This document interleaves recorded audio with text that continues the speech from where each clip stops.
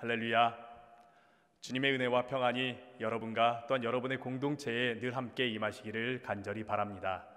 오늘 함께 나누고 싶은 말씀은 하나님께서 지금도 우리를 위해 일하신다라는 그 말씀을 함께 나누고자 합니다.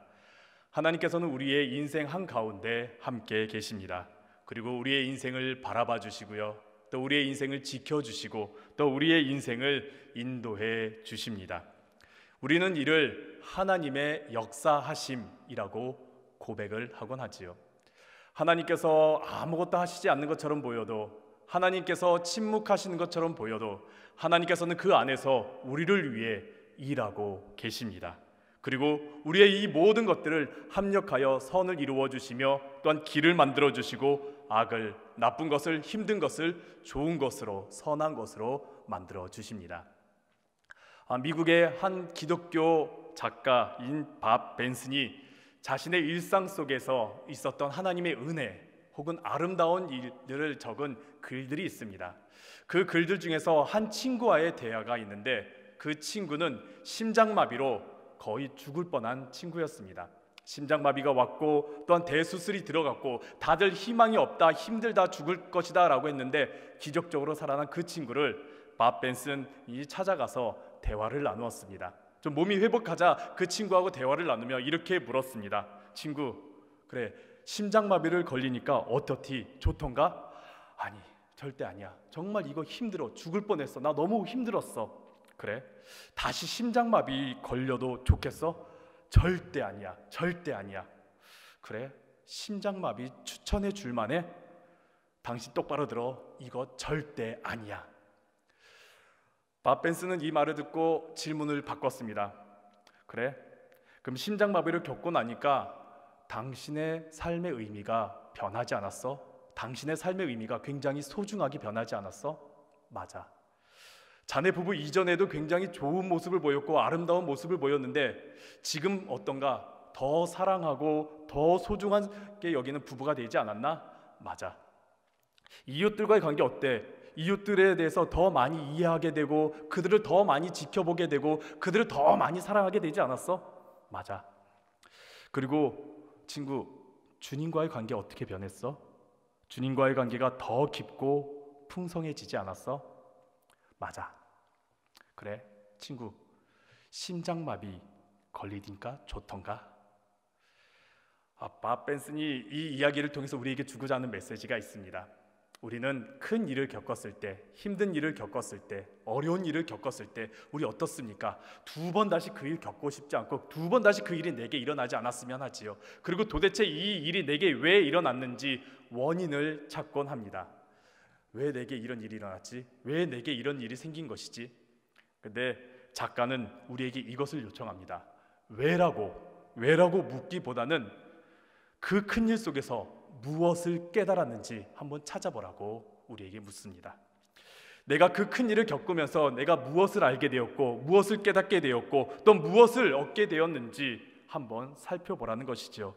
그러면서 하나님께서 그 안에서 내게 어떤 일을 행하셨는지를 발견하라고 말합니다.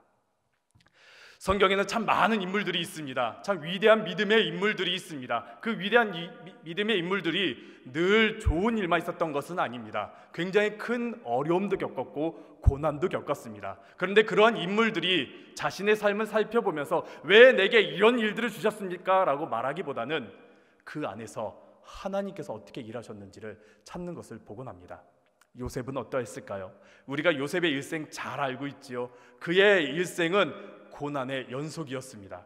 형들에게 버림받고 정말 낯선 곳, 언어도 다르고 문화도 다르고 생활 방식도 다른 애굽으로 팔려가갖고 그곳에서 고생하다가 겨우 노예 생활 속에서 좀 인정받았나 싶었더니 어떻게 되었습니까?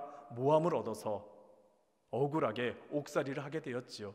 그 가운데 오랜 옥살이 가운, 자신의 청년의 시절을 다 소비한 그 옥살이 가운데서도 잘 풀리지 않았지요. 그런 요셉이 그의 말년의 마지막에 이렇게 고백합니다. 창세기 50장 20절에 그가 이렇게 고백합니다. 형들을 만나자 형들에게 이렇게 말합니다. 당신들은 나를 해하려 하였으나 하나님은 그것을 선으로 바꾸사 오늘과 같이 많은 백성의 생명을 구원하게 하시려 하셨나니. 그것을 선으로 바꾸사, 이것을 쉬운 성경으로 보면은 이렇게 표현하고 있습니다. 하나님께서 형님들 당신들의 악을 선으로 바꾸셨습니다. 그동안에 많은 어려웠던 일들, 많은 고난의 일들, 많은 힘들었던 일들, 그런데 하나님께서 그 모든 것을 선으로 바꾸어 주셨습니다. 모세도 마찬가지였습니다. 위대한 지도자 모세, 정말 위대한 일들을 행한 그 모세가 그가 이제 말년의 마지막 때에 고별 설교와 같은, 고별 이야기와 같은 그런 내용이 담긴 신명기 31장 이후의 말을 보면은 여호수아를 불러다가 말합니다. 지금까지 다 내가 한 것 같지? 그렇지 않아. 하나님께서 내 앞서 가셨어. 나를 인도하셨어. 라고 그에게, 여호수아에게 고백하면서 힘내. 하나님께서 다 이루시는 거야. 하나님께서 내 앞서 가시면서 다 이루시는 거야. 힘내. 용기를 내. 라고 말합니다.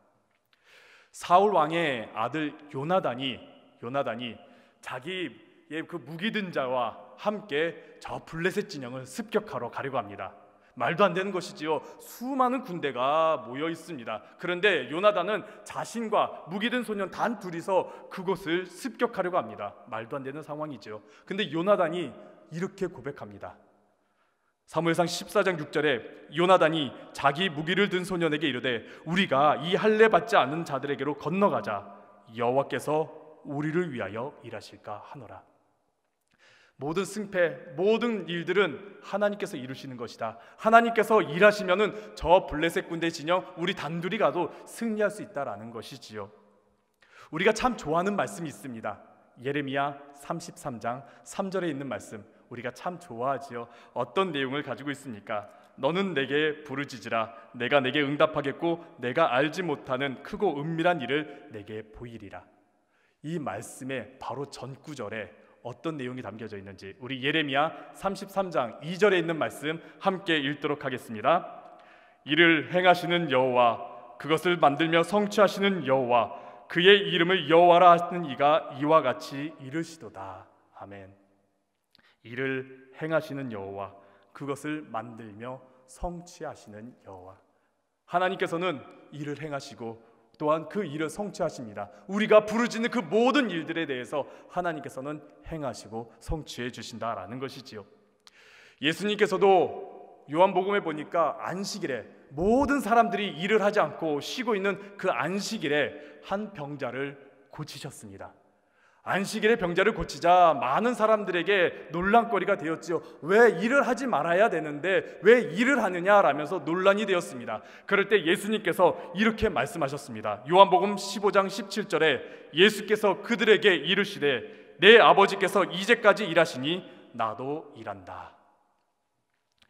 그러고 보면은 성경에 있는 많은 말씀에 있는 내용들이 위대한 인물들에 대한 내용이 아니라 그들의 믿음에 대한 내용보다는 하나님께서 우리에게 어떻게 역사하시는지에 대해서 나타난 내용들로 가득 차 있습니다. 하나님께서 우리를 위해서 어떻게 일하시는지에 대해서 성경이 가득하게 말하고 있습니다. 그것이 창조 때부터 지금까지 우리를 위해서 하나님은 일하고 계십니다. 사랑하는 성도 여러분, 지금도 하나님께서는 우리를 위해서 일하고 계십니다. 오늘 함께 읽은 데살로니가전서, 많은 학자들이 바울 서신, 여러 개의 바울 서신들, 바울의 편지들 중에서 가장 먼저 쓰여진 것이 바로 데살로니가전서라고 말하곤 합니다. 가장 먼저 썼다. 사울에게 있어서 여러 편지들 중에서 가장 먼저 썼다. 어떤 마음을 가질까요? 특별한 애착이 있을 겁니다. 다른 서신들도 참 많은 사랑이 담겨 있고 참 소중하지만은 첫 번째 편지 데살로니가전서, 아마 사도 바울에게 있어서 큰 애착이 담겨진 편지일 것입니다. 그런데 사도 바울이 데살로니가 지역의 전도 활동, 복음 사역을 할 때 그 모습을 보면은 사도 바울이 그렇게 대단한 일을 한 것이 보이지가 않습니다.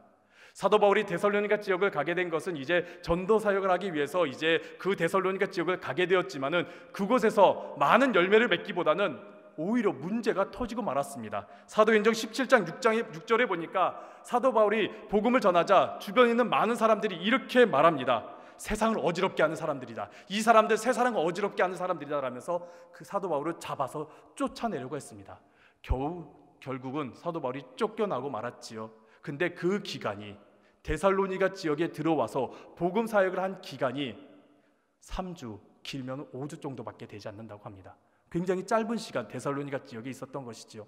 그러고서 쫓겨나서 베레아 지역으로 가게 되는데, 성경 사도행전을 보니까 베레아 지역을 가니까 그 베레아 지역에 있는 사람들은 데살로니가 지역 사람들보다 너그러웠다, 그 말씀을 참 잘 들었다라고 말합니다.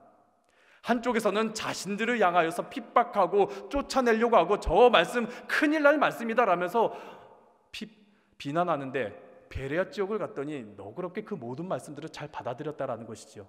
그랬다면 사람 인간적인 마음으로 어떠할까요? 데살로니가 지역은 잊어버리고 베레아 지역에 오히려 더 마음이 가겠지요. 그런데 바울에 있는 서신들을 보고 바울의 많은 말씀들을 보면은 베레아 지역에 대한 그런 언급이 크게 없습니다. 오히려 데살로니가 지역, 이 지역을 더 사랑하는 것을 우리가 보게 되지요. 그렇다고 해서 데살로니가 그 도시가 굉장히 매력적인 도시냐? 그렇지도 않습니다. 데살로니가라는 그 도시는 알렉산더 대왕의 고향이기도 하고 자기의 이복 누이 이름을 따서 지은 도시이기도 합니다. 큰 도시이기는 하지만은 많은 민족들과 많은 인종들과 많은 종교들이 모이다 보니까 전도하기가 참 어려웠던 것이죠. 마치 일본이나 인도와 같이 많은 신들이 있고 많은 종교가 있다 보니까 복음 전하기가 참으로 어려웠습니다. 이런 환경 속에 좀 길게 오랜 기간 동안에 몇 개월 동안에 복음을 전해야지만이 좀 뿌리도 내리고 결실도 맺고 그럴 텐데, 사도 바울은 너무나 짧은 기간 동안에 이곳에서 머물 수밖에 없고 쫓겨나게 되었습니다. 그러다 보니까 사도 바울이 데살로니가에 대한 그 지역에 대한 아쉬움이 많았고, 좀 저 데살로니가 지역을 내가 가야겠다, 가서 좀 더 복음을 전해야 되겠다라면서 몇 번이고 가려고 했습니다. 그것이 데살로니가전서 2장에 사도 바울이 언급하고 있습니다. 내가 몇 번이고 가고자 했다, 그러나 막혀버려서 못 갔다라는 것이죠.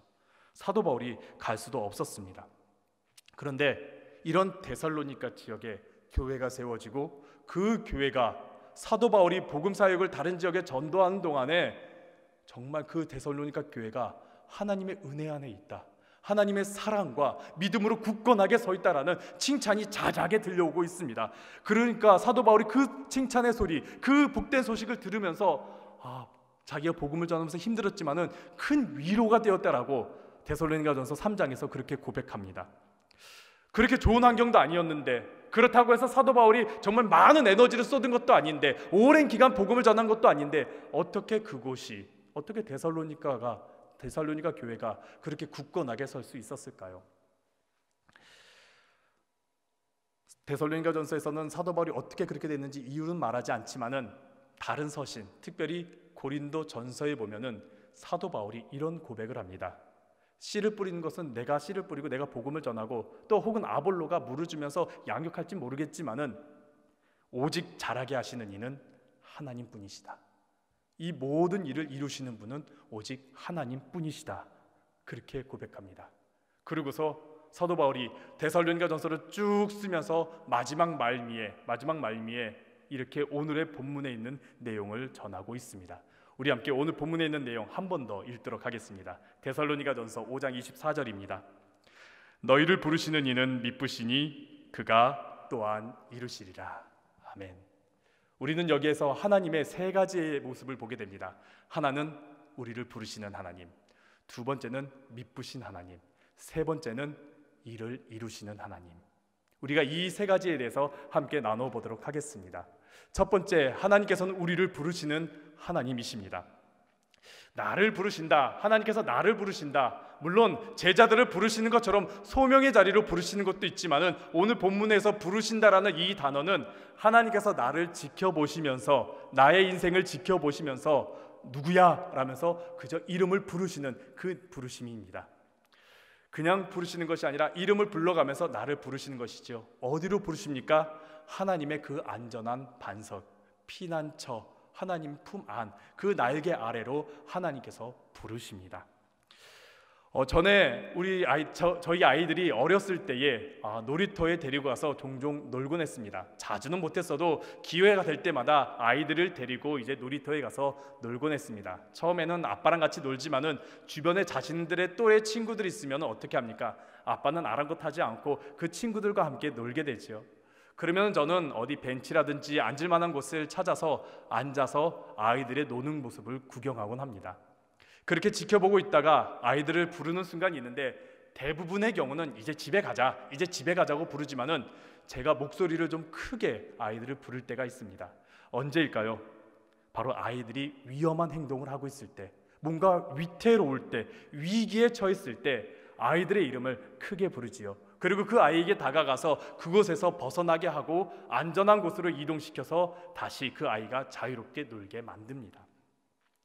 하나님께서도 마찬가지입니다. 하나님께서는 우리가 상처받기를 원치 않으십니다. 우리가 고난받기를 원치 않으십니다. 우리가 슬퍼하기를 원치 않으십니다. 그렇기 때문에 하나님께서는 우리가 어려움 가운데 있을 때, 고난 가운데 있을 때, 힘든 가운데 있을 때, 내가 상처받거나 고통스러운 곳에 있으려고 할 때에 하나님께서 우리를 부르십니다. 이사야 43장에 보니까 하나님께서 내가 불과 물 가운데 있을 때에 나를 부르신다는 장면이 나옵니다. 나를 집어삼킬 것 같은 그 물 가운데서, 나를 태울 것 같은 그 불 가운데서 하나님께서 나를 지명하여 불렀나니 너는 내 것이라고 말씀하시는 장면이 나오지요. 그렇듯 하나님께서는 내가 위험한 길을 걸어갈 때, 내가 어려운 가운데 있을 때, 내가 고통 가운데 있을 때 하나님께서는 나를 부르십니다. 왜 부르십니까? 내가 상처받거나 아픔 당하지 않기 위해서, 내가 흠이 나거나 내가 거룩해지는 것을 방해하는 것을 보지 못하기 때문에 하나님께서 나를 거룩하게 하기 위하여, 흠없게 하기 위하여, 나를 온전케 하기 위하여 하나님께서 나를 부르십니다. 그래서 오늘 본문 바로 윗구절 23절에 이렇게 말하지요. 우리 함께 데살로니가전서 5장 23절에 있는 말씀 함께 읽겠습니다. 평강의 하나님이 친히 너희를 온전히 거룩하게 하시고 또 너희의 온 영과 혼과 몸이 우리 주 예수 그리스도께서 강림하실 때에 흠없게 보존되기를 원하노라. 아멘. 하나님께서는 우리가 온전하여지기를 원하십니다. 거룩하여지기를 원하십니다. 흠없이 하나님의 자녀다운 모습을 간직하기를 원하십니다. 그렇기 때문에 하나님께서는 내가 어려움 가운데 있을 때, 내가 고통 가운데 있을 때, 내가 고민 가운데 있을 때 하나님께서는 항상 나를 부르십니다. 말씀으로 부르시고요, 또한 기도 가운데 응답하면서 부르십니다. 혹은 내가 유혹에 넘어져서 그것을 헤매일 때 하나님께서는 나의 마음을 통하여서 부르시지요. 사랑하는 성도 여러분, 하나님의 그 부르심에 응답하셔서 하나님 안에 그 평안의 자리에, 그 사랑의 자리에 거하시는 여러분들 되시기를 간절히 바랍니다. 두 번째는 하나님은 미쁘신 분이십니다. 미쁘다, 어떤 뜻입니까? 믿을만하다. 그리고 우리의 신앙의 단어로서는 뭐가 있습니까? 신실하다라는 단어가 있습니다. 신실하다, 어떤 의미를 가지고 있을까요? 그것은 약속을 지키신다라는 의미를 갖고 있습니다. 하나님은 신실하신 분이시다. 하나님은 약속을 지키시는 분이시다. 그 약속이 무엇입니까? 말씀을 통하여 우리에게 주신 약속들이지요. 내가 너와 함께 하겠다. 내가 너를 지켜주겠다. 내가 너를 도와주겠다. 나는 너를 사랑한다. 모든 일이 합력하여 선을 이룰 것이다 라는 다양한 하나님의 많은 약속에 있는 말씀들, 그 말씀들을 하나님께서는 신실하게 변함없이 지켜주신다라는 것이죠. 나는 그 약속을 잊을지라도, 나는 그 약속에서 멀리 떨어질지라도 하나님께서 늘 그 자리에서 신실하게 변함없이 그 약속을 지키시고 이루시는 분이시다라는 것이지요. 세상 모두가 나를 배반하고 나를 떠나고 나를 외면할지라도 하나님은 변함없이 신실하게 그 자리에서 약속을 지키시는 분이 바로 우리 하나님이시다라는 겁니다. 미국의 유명한 작가 맥스 루케이도라는 사람이 있습니다. 목사님이 계십니다. 우리도 아마 많은 분들도 그 책들을 아마 읽으셨을 것입니다. 맥스 루케이도 목사님의 책들을 많이 읽으셨을 것입니다. 근데 그 맥스 루케이도 목사님의 대표자 너는 특별하단다, 아마 읽어보신 분들도 많이 계실 거고요, 아마 들어보셨을 것이고요, 대충 내용들도 다 알고 계실 것입니다. 내용이 무엇입니까? 엘리라는 목수가 나무 인형을 만들었습니다. 그리고 그 나무 인형들이 한 마을에 모여 살고 있습니다. 그 나무 인형들이 모여 살고 있는데 그 나무 인형들에게 좀 특별한 행동들이 있었습니다. 뭐냐면은 뭔가 일을 잘했을 때에, 선한 일을 했을 때에, 착한 일을 했을 때에, 뭔가 예뻐 보였을 때에, 뭔가 좋은 것을 행했을 때에 그들은 서로에게 금색별을 붙여줬습니다. 많은 금색별이 붙어진 친구들은 자랑하면서 난 이만큼이다 라고 자랑하지요. 반대로 뭔가 일을 쳤을 때에, 뭔가 잘못했을 때에, 뭔가 골칫덩이 같은 모습을 보였을 때에는요, 검은색 점을 붙여주었습니다. 근데 이 이야기의 주인공의 몸에는 금색별은 없고 온통 검은색 점들만 가득했던 것이죠. 왜냐하면 실수도 많이 했고요, 사고도 많이 쳤고요, 잘못도 많이 했습니다. 그러다 보니까 어느 순간부터는 주변의 다른 나무 인형들이 이 주인공을 보면서 주인공이 별로 잘못한 것도 없는데 문제도 치지 않았는데 그냥 너 보니까 기분 나빠, 검은색 점을 붙이고 너 때문이야 하면서 검은색 점을 붙이면서 막 검은색 점을 막 붙이기 시작했습니다. 그러면서 뒤에서 수근거렸죠. 쟤 때문이야, 쟤 때문이야, 쟤가 잘못이야, 저거 문제야 라면서 손가락질하기 시작했습니다. 그러면서 주인공은 그런 자신의 모습을 보면서 실망하고 우울해지고 결국에는 외톨이가 되었던 것이죠. 어느 날 주인공이 이러면 안 되겠다 싶어가지고 자신을 만든 목수 엘리를 찾아가게 됩니다. 그리고 엘리를 찾아가서 자신의 붙어져 있는 그 점들, 검은색 점들에 대해서 한탄스럽게 이야기하려고 하는데 목수인 엘리는 말하지요. 그 검은색 점 내에 관심을 가지지 말라라고, 중요한 건 그게 아니라고 말하면서 이렇게 말합니다. 목수인 엘리가 이렇게, 주인공이 이렇게 말합니다. 남들이 어떻게 생각하느냐가 중요한 것이 아니란다. 내가 너를 어떻게 생각하느냐가 중요하단다. 난 내가 아주 특별하다고 생각한단다. 왜냐하면 내가 널 만들었기 때문이지. 너는 내게 있어 무척 소중하단다. 이 말을 들은 주인공은 나는 무척 소중하구나. 나는 무척 소중하구나. 나는 특별하구나. 그렇게 마음을 가지자 그의 몸에 있던 점 하나가 툭 떨어졌다라고 합니다. 이 이야기 참 우리에게 많은 감동을 주고 또 우리가 이 이야기를 들으면서 참 마음이 따뜻해지곤 합니다. 그래서 우리뿐만이 아니라 비그리스도인들도 이 책을 참 좋아합니다. 이 책이요, 중국의 한 마을에 전해지게 되었습니다. 어떤 마을이냐면 시골인데 그 시골에 한 학교에 전해졌는데 그 학교는 어떤 학교냐? 고아들이 모인 학교였습니다. 그리고 그 고아들은 어떤 고아들이냐? 장애를 입은 고아들이었습니다. 여러분, 중국에서 많은 이야기가 들려올 때에 장애 아이가 극복한 이야기를 들어본 적이 있는지요? 장애 어린 아이들이 중국에서 뭔가 열심히 해갖고 그것을 극복하고 성공했다라든지 아니면 좋은 미담 사례들을 들어본 적이 있는지요? 저는 들어본 적이 없습니다. 서구라든지요, 혹은 우리나라에서는 많이 들어봤는데 중국에서 그런 이야기가 있었다라는 것을 들어본 적이 없었던 것 같습니다.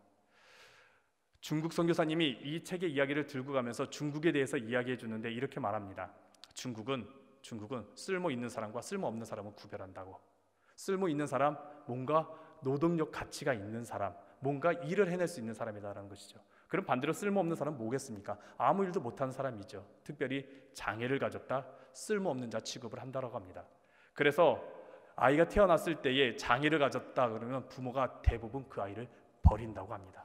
그러다 보니까 한 마을에 그 고아들, 그것도 장애를 가진 고아들이 많이 모였던 것이지요. 시골, 그것도 고아, 그리고 장애를 가진 아이들, 이 아이들은 평생 동안 자신은 쓸모없는 존재, 자신은 버림받은 존재, 자신은 인정받지 못하고 사랑받지 못한 존재라는 것을 안고 살아갔던 것입니다. 이런 아이에게 중국 선교사님이 너는 특별하단다, 이 이야기를 들려주었습니다. 이 이야기를 들려주자 그 아이들이 충격을 받았습니다. 이 아이들뿐만 아니라 그 같이 있던 학교 선생님들과 봉사자들도 다 같이 충격을 받았습니다. 그리고 그 이야기가 끝까지 끝나지기도 전에 다 울음바다가 되어버리고 말았던 것이죠. 선교사님은 깜짝 놀랐다고 합니다. 보통 이 이야기를 들려주면은 나는 소중하구나, 그래 나 긍정적인 마음을 가져야지, 보통 이렇게 아이들이 변하는데 중국에 있는 이 아이들이 이 이야기를 듣자 울고 불고 난리가 났다라는 것이죠. 왜 그렇습니까? 평생 동안 나는 소중하다라는 말을 듣지 못하고 넌 쓸모없다라는 말만 들었는데 이 이야기를 통해서 저 검은 점이 잔뜩 붙은 주인공이, 나와 같은 그 주인공이 너는 소중해, 너는 특별해, 너 그거 문제 아니야 라고 말하자 그 아이들이 그것을 듣고서 은혜를 받은 것이죠. 눈물을 흘린 것이죠. 그 아이들은 다 사람들이 다 자신들을 버리는데 버리지 않고 늘 곁에서 자신들과 함께하는 그 신실한 하나님을 만났기에 그들은 변화되기 시작했던 것입니다.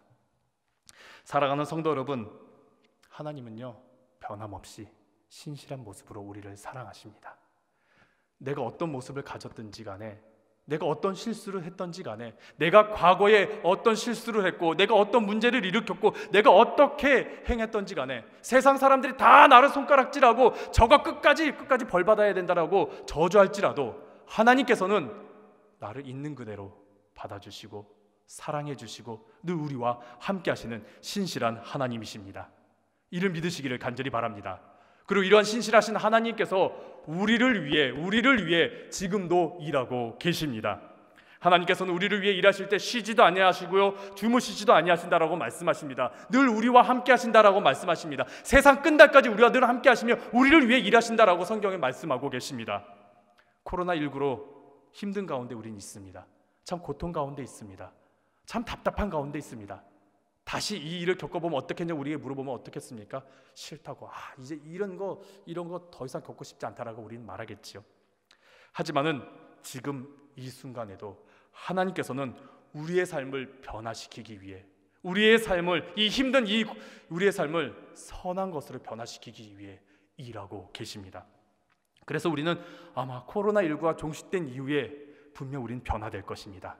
우리는 변화될 것입니다. 우리는요, 우리의 신앙이 더욱더 성숙해질 것입니다. 우리의 믿음이 더욱더 굳건해질 것입니다. 우리가 더 하나님을 사랑하고 더 이웃들을 더 사랑하게 될 것입니다. 무엇보다 우리는 하나님을 고백하는, 하나님께 감사의 고백을 하는 그런 성도로 우리는 변화될 것입니다. 일상 속에서 하나님께 감사하며 일상 속에서 하나님을 찾는 우리는 그런 굳건한 성도로 변화되게 될 것입니다. 힘든 시간 가운데 우리는 있습니다. 그리고 우리는 참 어려운 가운데 있습니다. 하지만 지금도 하나님께서는 일하시며 우리를 치유하시며 우리를 인도하시며 우리를 회복시키시며 우리를 흠없이 온전하고 거룩한 자로서 바로 세워주시려고 지금도 일하고 계십니다. 이를 믿으시기를 간절히 바랍니다. 우리는 그저 하나님의 그 손길에, 그 일하신 손길에 우리의 인생을 맡기시기를 간절히 바랍니다. 지금도 하나님께서는 우리의 삶 가운데 일하고 계십니다. 우리는 이를 신뢰하면서 기대하고 기도하시는 여러분들 되시길 바랍니다. 하나님께서 모든 것을 선으로 바꾸어 주시는 그 하나님을 기대하고 소망하는 가운데 우리가 믿음으로 승리하는 여러분들 되시길 간절히 바랍니다.